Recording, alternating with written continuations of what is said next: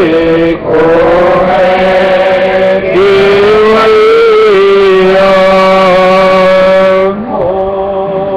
बना है कैसा रवैया यहाँ पर सब ये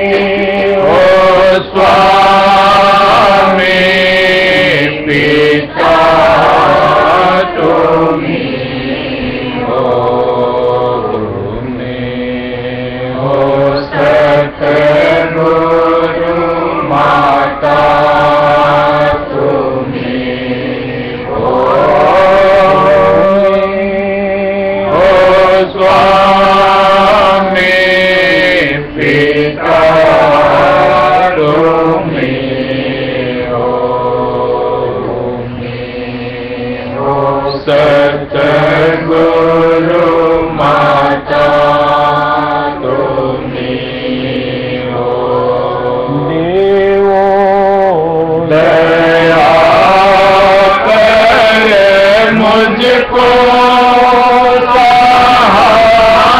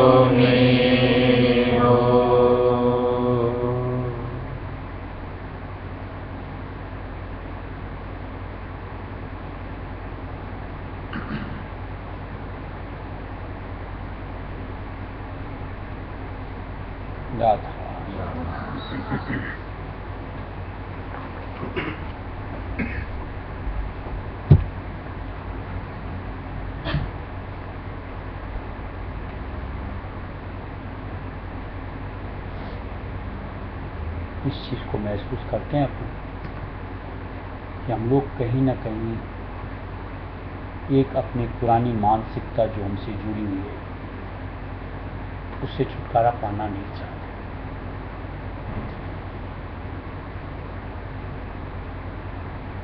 यानी एक जो नई सोच हमें मालिक के रास्ते की संत मत के जरिए से मिलती है, जिसमें कि हमारा फायदा ही फायदा, उसमें जुड़ करके वहां ठहरना, ऐसी धारणा नहीं बनती। जबकि जब तक पुरानी मानसिकता नहीं छूटेगी तब तक ये फायदा हम हासिल नहीं कर सकते।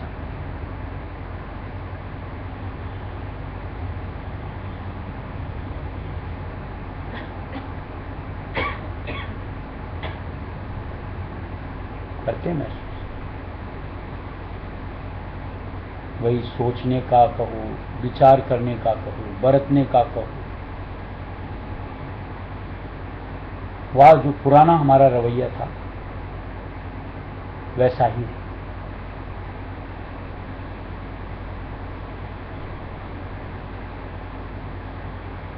और इसीलिए देखो, जो परमार्थ में हमारी एक जो तरक्की के साथ कुछ हासिल करने की बात कहाँ मिल पाती है।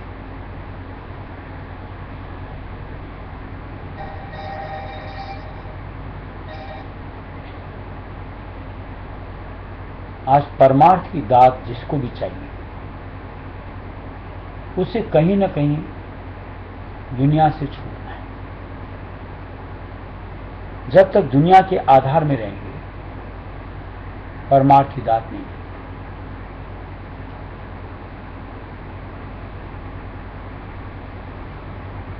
इसीलिए अपने राय सुन्नत में दिया हुआ है कि ये सूरमाओं का काम है।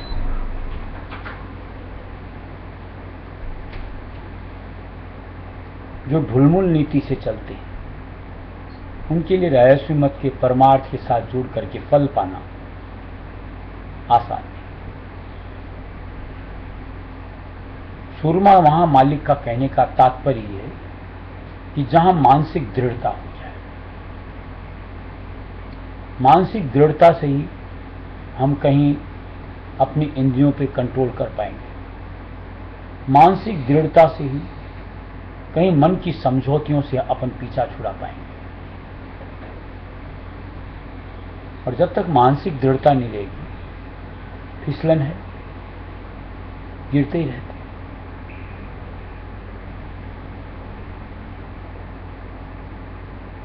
देखें कब आती है। जैसे अपन सोचो, सूरदास जी का किस्सा पढ़ा होगा। एक ताना अपनी पत्नी से मिला कि जितनी चाह मेरी है उतनी अगर खुदा से करते तो क्या वो नहीं मिल जाए। और उनकी बात दिल को छू गई और उन्होंने एक चूड़ी मांगी, दोनों आंखों में अपने घुसा ली, सूरदास जी बन गए। कहीं हमें संतों की बात चुभती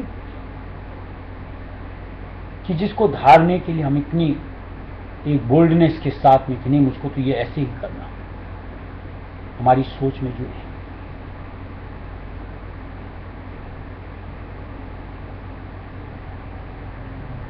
तो जब तक इस तरीके का जुड़ाव नहीं होगा कहीं ना कहीं ये भी मिलता रहता है, तो पीछे वाली मानसिकता से जुड़ने की वजह से वृत्ति घूम करके उधर जाती रहती है, उसमें नुकसान होता रहता है। होना तो ये चाहिए कि जब इधर की मर्म की चीज बात समझ में आ रही तो यहां टिक जाओ, फिर पलट करके उधर नहीं जाना। ये हमारी सोच में आ जाए।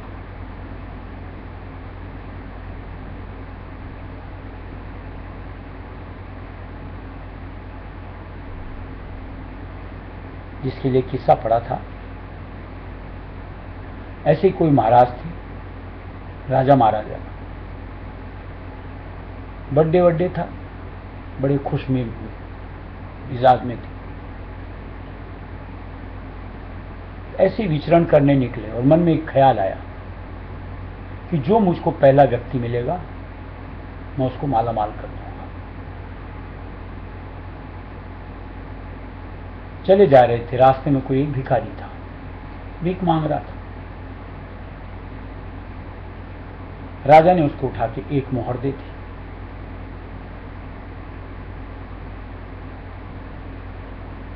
लेकिन उसके हाथ से छिटक के वो मोहर कीचड़ में चली गई। अब उसके लिए तो मोहर बेशकीमती हो गई। अब उसको पाने के लिए गंदे पानी में हाथ डाल रहे हैं।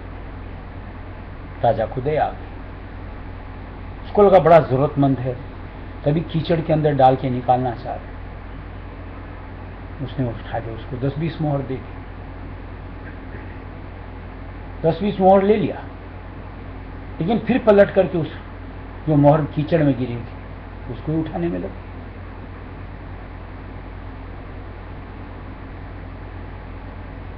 अब राजा को तो उठाना हुआ था, जो पहले मिलेगा उसको करूंगा माला माल।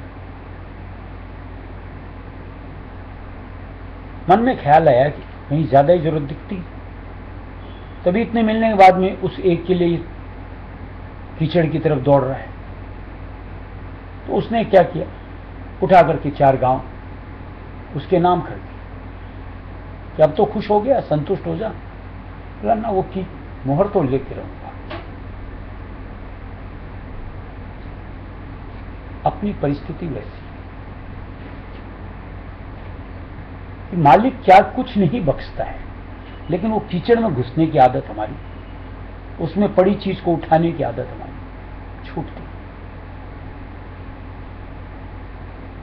ये सिलसिला कब तक?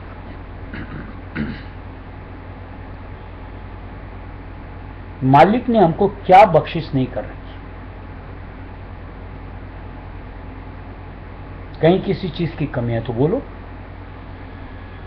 और मालिक की अगर बख्शिश है, यानी मेहर दया हम पर है, तो हमें उनके चरणों से जुड़े रहना कबूल क्यों नहीं होना चाहिए? उनसे विमुखता हमें क्यों आनी चाहिए? क्या पाते हैं सिवाय दुख, तकलीफ, काष्ठा? क्या पाते? किस लिए विमुख होकर के उनसे दूर होना पसंद करते?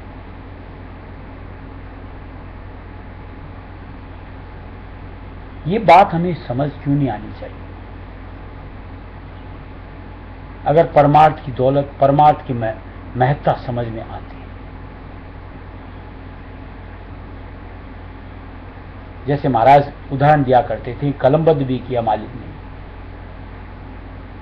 कि माया छाया एक सी दिया भाई। मालिक ने उसका खुलासा दिया है कि अगर मालिक की तरफ बढ़ो तो माया तो पीछे पीछे पीछे पीछे अपने आप आएगी। पढ़ा हुआ है, कई सत्संग में सुना हुआ भी। फिर भी हम लोग माया के पीछे क्यों दौड़ते, मालिक की तरफ क्यों नहीं बढ़ते? जवाब चाहिए।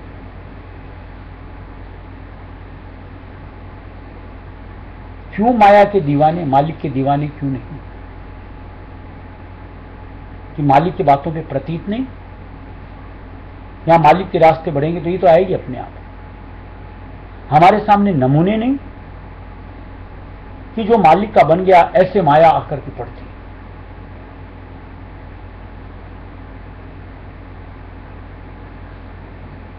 कहां जकड़े में हैं?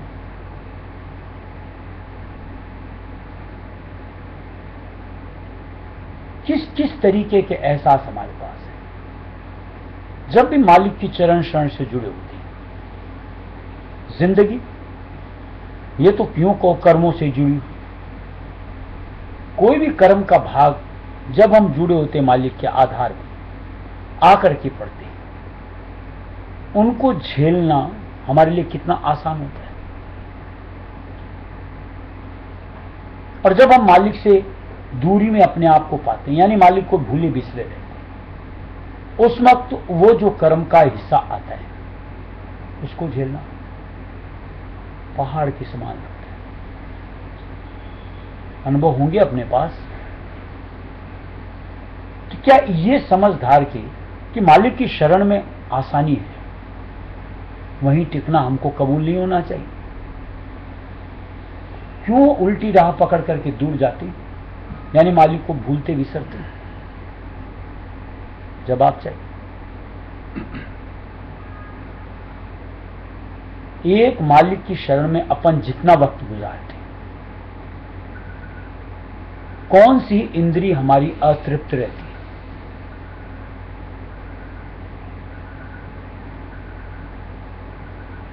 यानी सही कहो, छक्के अघाते। अपने आप कोई भी इंद्रिय भोग के लिए और हमारी चाहना नहीं बनती। मालिक के साथ जब दूर होते हैं, सब कुछ भोगते भोगते भी अतृप्तता हमसे यूं कहो पीछा नहीं छुड़ाती। यानी ऐसा लगता है और कर लूं, और ले लूं, और ऐसा हो जाए। होंगे ऐसे अनुभव? तो फिर मालिक की चरण शरण में वहीं टिकर क्यों नहीं रहे? क्यों दूरी के साथ में आज इंद्रियों के लिए परबस हो जाना? कोई तो कारण होगा, जवाब दो।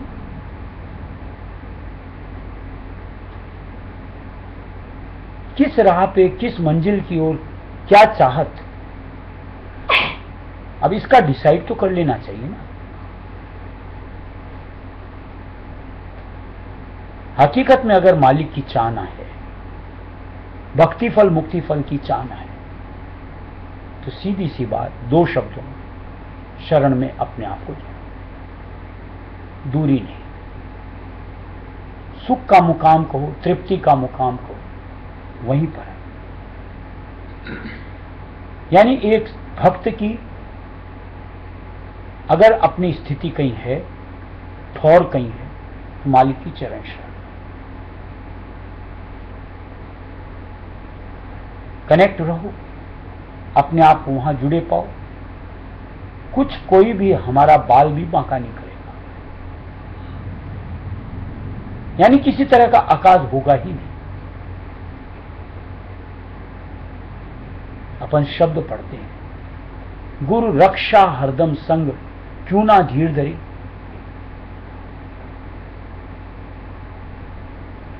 जब मालिक हमारी सहायता कर रहा है, मालिक की रक्षा हमारे साथ है, क्यों नहीं धीरज धरना चाहिए? शंकित क्यों होना चाहिए? न जाने क्या होगा, न जाने कैसे होगा, ये सवाल हमारे जहन में एक सत्संग आना चाहिए, कौंधना चाहिए मस्तिष्क में। जबकि देखो, ये संशय हमेशा हमारे साथ जुड़ा ही रहता है। यानी कहीं मालिक के ऊपर प्रतीत का कुछ न कुछ निश्चित तौर से कमी, इस वजह से ऐसी बातें हमारे साथ जुड़ती हैं और हम उनमें यूं कहो कहीं ना कहीं अपने आप को परेशान करते हैं।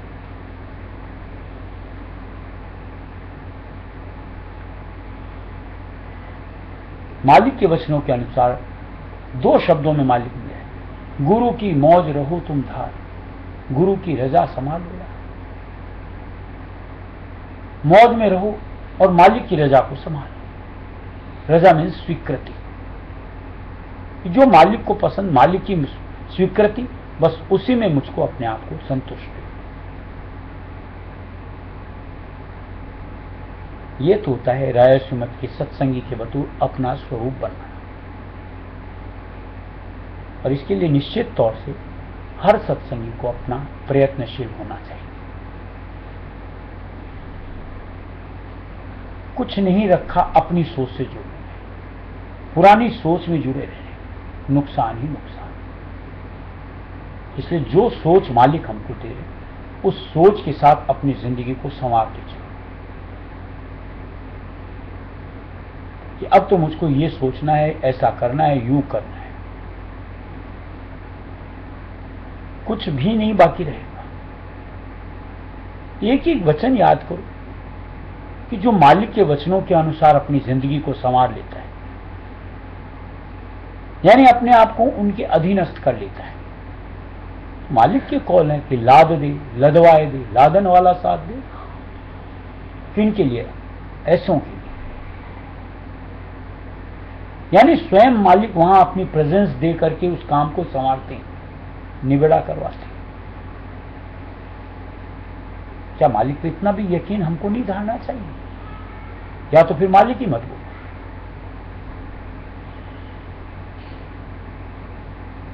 और जब मालिक कह लेते हैं तो फिर संशय नहीं रहना चाहिए। मन में एक सोच दृढ़ता के साथ, मेरे साथ मालिक है ना, मालिक कराएगा ना। और निश्चित तौर से जिसकी सोच इस अनुरूप होती है, ऐसे ऐसे मालिक आकर हर चीज की व्यवस्था करता है। देख करके हम तो दंग होते सो होते ही नहीं, सारी दुनिया दंग होती कि ये बंदा कैसे चल रहा है, इसका काम, इसकी जिंदगी, इसके सारे फर्ज कैसे निर्वाह होते।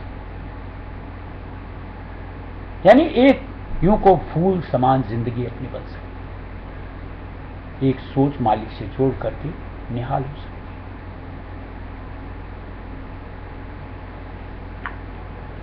अंग विकारी तज पावे वो स्वामी घर में जावे। अंग विकारी तज पावे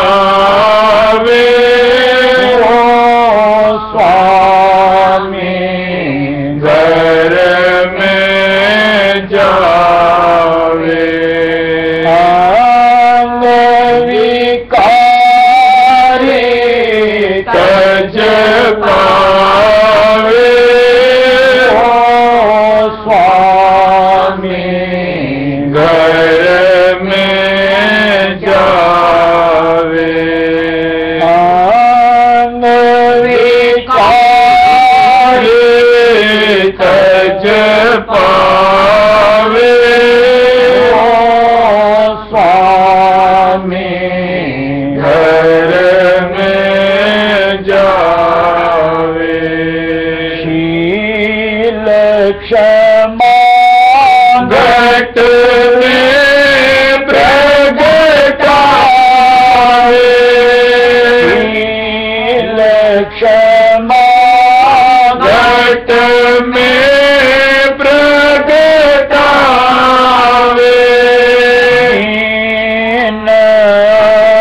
अंग को ले अपनावे अंग को ले अपनावे वृत्त ग्रह पावे स्वामी घर में जावे अंग विकार तज पावे स्वामी घर में जावे अंग विकार तज पावे स्वामी घर में जावे ऐसा मौका अब आए ऐसा मौका अब आए सतगुरु जग में प्रगटाए सतगुरु जग में प्रगटाए शरण पड़ो न आए स्वामी घर में जावे अंग विकार तज पावे स्वामी घर में जावे अंग विकार तज पावे स्वामी घर में जावे सूरत शब्द का योग कमावे सूरत शब्द का योग कमावे सुमिरन ध्यान भजन बन आवे सुमिरन ध्यान भजन बन आवे राधा स्वामी ध्वनि सुन पावे स्वामी घर में जावे अंग विकार तज पावे स्वामी घर में जावे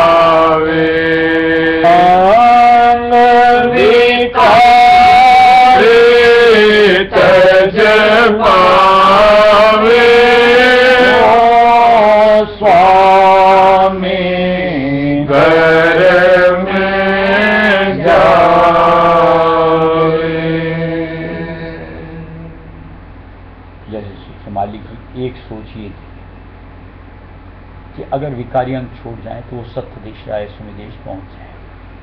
और हम चाहते हैं, अपने देश पहुंचना चाहते हैं, कि ये सोच अपने से क्यों नहीं जुड़नी चाहिए कि मुझको विकारों में नहीं बरतना। ऐसे भी रद्दी की चीज है। इन अंगों में बरत कर कि कौन सा शकून मिलता है, कौन सी शांति मिलती, कौन सी तृप्ति मिलती।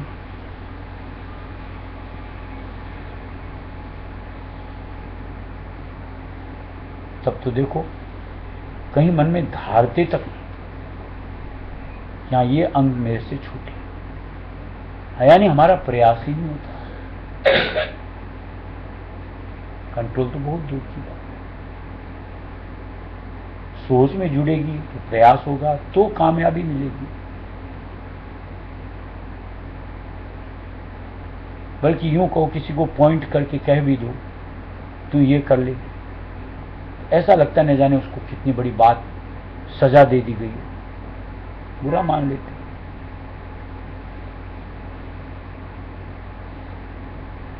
ये नहीं सोचते कि उसमें मेरा ही हित है। जितना इन अंगों से पीछा छूटेगा उतना कहीं ना कहीं मालिक के नाम में मेरा चित्त रमता जाएगा, यानी वहां मेरी बैठक ठनती जाएगी।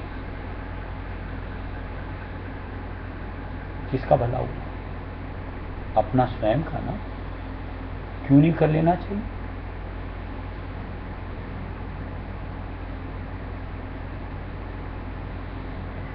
इसलिए एक एक बात संतों की जो है सार की है, और सार को गहना एक जो मालिक ने हमको दर्जा दे रखा है, ये हमारी फितरत में आना चाहिए। हंस श्रेणी जो सार को गहता है, असार को छोड़ता है, और ये असार है। इससे हमारा कोई सरोकार बनना ही नहीं चाहिए।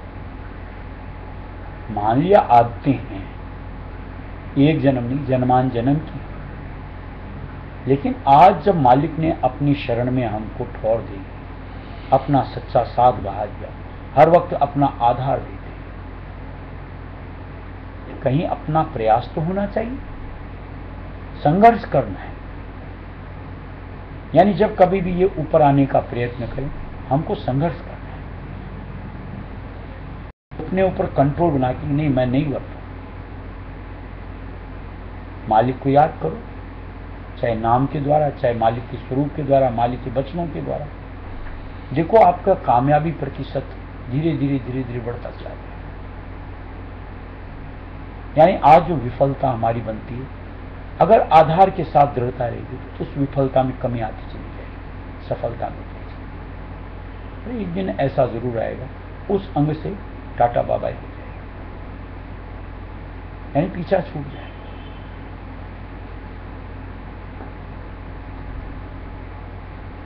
इसलिए धारोगे तो बनेगा। धारना हमारा कर्म है, या यूं को कर्तव्य है। अगर ये नहीं धारेंगे तो सीधी सी बात है, स्वामी घर दूर था, दूर का दूर ही रह जाएगा।